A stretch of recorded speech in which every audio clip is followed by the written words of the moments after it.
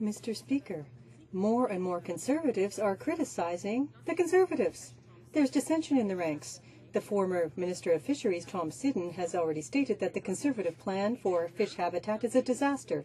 And now the former Minister of the Environment, Jim Prentice, is denouncing his former colleagues who are refusing to consult with First Nations on oil pipelines.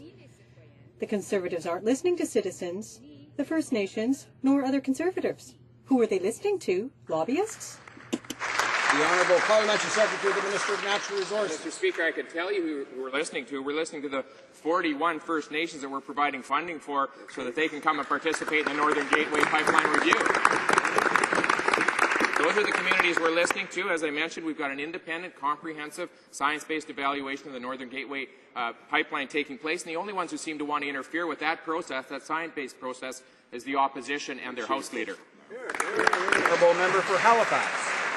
Mr. Speaker, they are not consulting, and I can understand why the minister is reluctant to engage in meaningful consultation with First Nations. It's because he'll probably hear an answer that he doesn't want to hear. But as Mr. Prentice warned his party yesterday, complacency is dangerous. Northern Gateway carries enormous risks, and if Conservatives succeed in ramming it through, it's Canadians who will pay the price. Will the minister take the advice of an old friend? Will he do his homework, and will he actually consult with First Nations? The Honourable Parliamentary Secretary. Well, Mr. Speaker, the only ones who've made their mind up about this project are the opposition, and they oppose every development project that's ever been proposed in Canada. They propose our trade deals. Everything that they talk about, including their $21 billion carbon tax, works against Canadians. It's time that they set aside their ideology, join with us, and start to create jobs for Canadians across this country.